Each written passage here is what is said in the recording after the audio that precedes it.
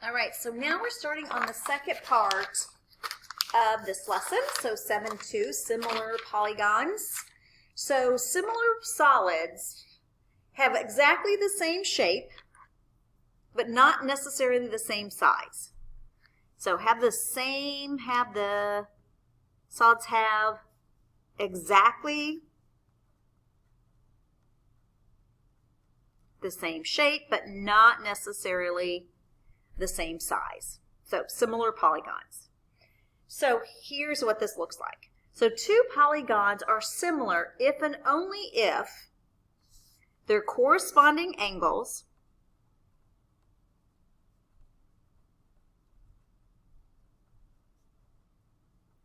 are congruent and that their corresponding side lengths are proportional. Okay, so this is key. So I'm gonna make this shorter. So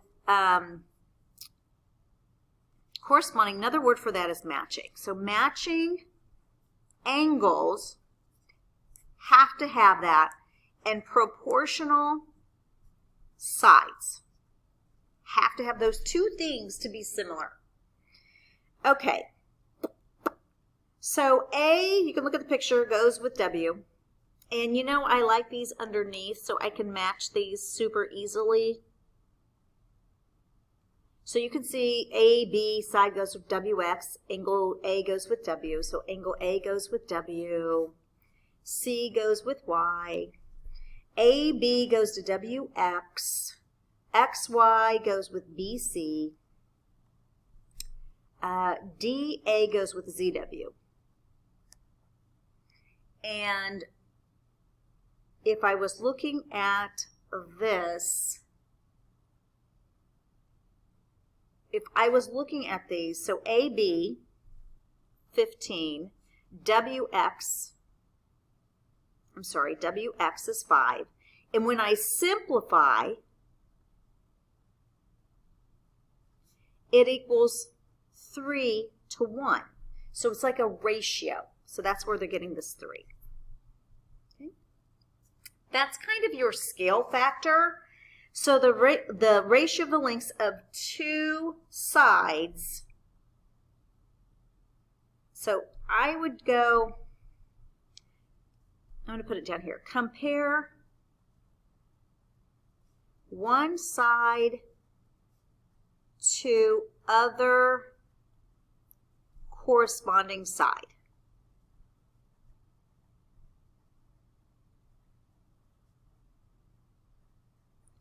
Like we did up here. Okay, and you could do that. So DC goes with YZ. So this could have been 21, and in what is YZ? 7. So 21 to 7. Okay.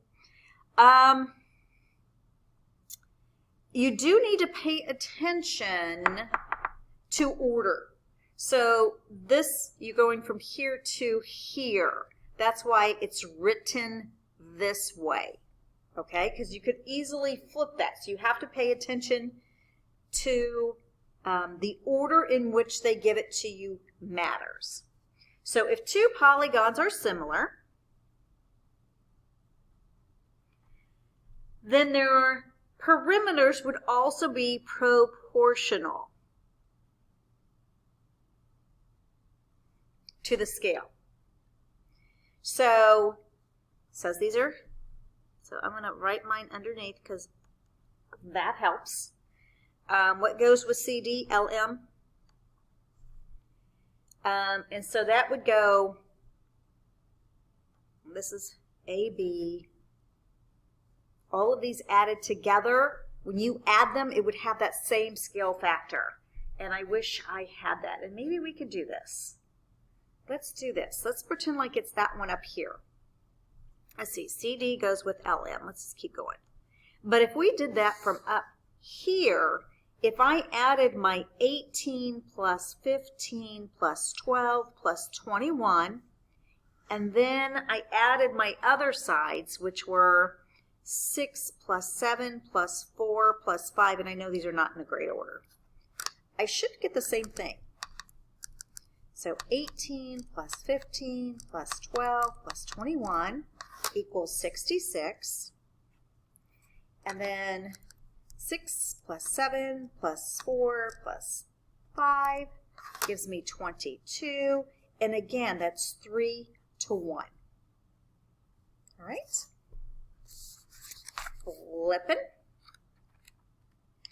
So list all the pairs of congruent angles, write a proportion that relates to the corresponding sides. Sorry, I'm way up here. I really don't want to do all that. We should know that R, S, T, I guess we could say, I guess we should. So angle A goes with angle R, angle B goes with angle S, angle C goes with angle T, and we could do the sides too. So AB would go to side RS, BC goes with ST. Now the angles would be congruent. Those would be congruent. These are going to be proportional. So which one am I missing? CA goes with TR. These are not equal, but these are, so let's do it this way. These would have to be equal, and these have to be proportional. That's what makes them similar. Okay, so Tom is designing a new menu for a restaurant. So here we have scale factor. Determine whether the size for the new menu is similar to the original. Okay, there's a couple ways to do this. My original is 10 to 15. So original. My new one is 12, right? Because 10 to 12, because that's this. I'm matching the corresponding sides to my height, which is 14. Now, I could do this two ways. I can cross multiply. So 10 times 14, does that equal 15 times 12? Or I can divide. What is 10 divided by 15? And I can, like I said, there's a couple different ways you could do this. So that's 0.6 repeating. 12 divided by 14 is 0.85. The answer is going to be no. So if I multiply, these are going to be no. Let's try it for this example here. My original, I have 10 to 12. And then my matching, so what matches the 10? It's the 8. What matches the tall? 9.6. Again, I can cross multiply. So 10 times 9.6, does that equal 8 times 12? 96 is equal to 96, so that's a yes. Or again, you could divide these out and they would both be equal. All right, so to find the value of x, so I always grab x as my numerator. Then I grab another side, so the corresponding one over here. I'm going to show you two different ways to do this, and I'm so sorry because I do it differently. This is almost like the original, and this is like the new. I don't care what you do, or big and small. I don't care. So I like to do x over 6. So this is my original. Just name them. This goes to that. So on my new, I'm going to say 3 to 4 because that's what corresponds. Okay. I'm going to cross multiply. So 4x is equal to 18. Divide by 4, and x equals 18 divided by 4. 4.5. Sorry, it's kind of messy. All right, so how do we find y? Okay, here it is. I'm going to put them on my numerator. For my new, grab another side. It can be that same 4, right? I'll go with that 4. And then what matches this side? It'll be the 8. What matches my 4 on this one? It's going to be the 6. Cross multiply. 6 times y plus 1 is equal to 4 times 8, which is 32. 6y plus 1. 6y equals 31. Divide by 6. 31 divided by 6 is...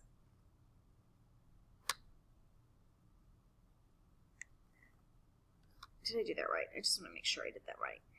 So y to 4, 8 to 6, cross multiplies. Oh, this should be 6. I know I made a mistake. I'm sure you guys figured it out. So if I subtracted 32 minus 6 is 26. So this should have been 26. So clear 26 divided by 6 is 4.3 repeating. And if Alex wanted that into a fraction form like they do a lot of times, do you guys know? Let's see if I can actually do it. So you can go use this. I hit the second key because I need the fraction to decimal, and it gives it to me to 4 1/3. Or if you need it into an improper fraction, I think I just hit second ABC this time and get 13/3. All right. The last one. You know I like to put these on top of each other. Find the scale factor and the perimeter. So scale factor, like I said before, is you compare congruent sides. So this is 7, this is 4. So I'm going to compare AE to RV. So my scale is 4 to 7. Done. That's it. All right. So now find the perimeter. So this is 10.5. And obviously I'm trying to find this and this. Okay. So how do we do that? We can take our scale factor, 4/7, to 6 to x.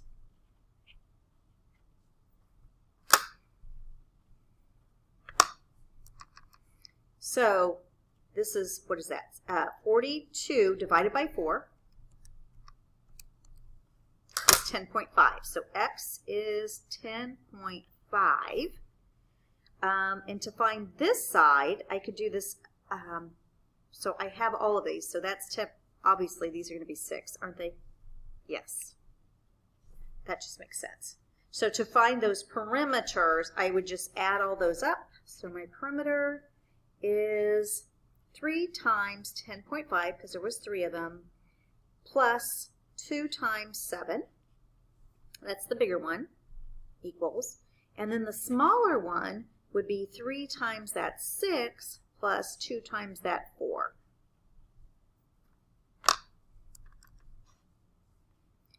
Three parentheses.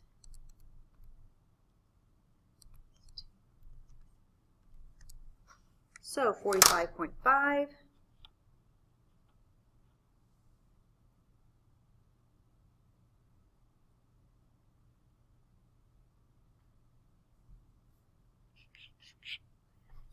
And 3 times 6 is 18, plus 8 is 26. And if I would put 26 over, it doesn't like fraction, it does not like decimals, by the way. So I'd have to make this 260. This is the way you could check it. You could say 260, hope this makes sense, ABC 455, and simplify it, and you get the 4/7. Your calculator will not like this decimal, so I had to multiply this by 10 and multiply him by 10 to get rid of that decimal. All right, we're done. Finally, sorry about that. Doggone cold, snowy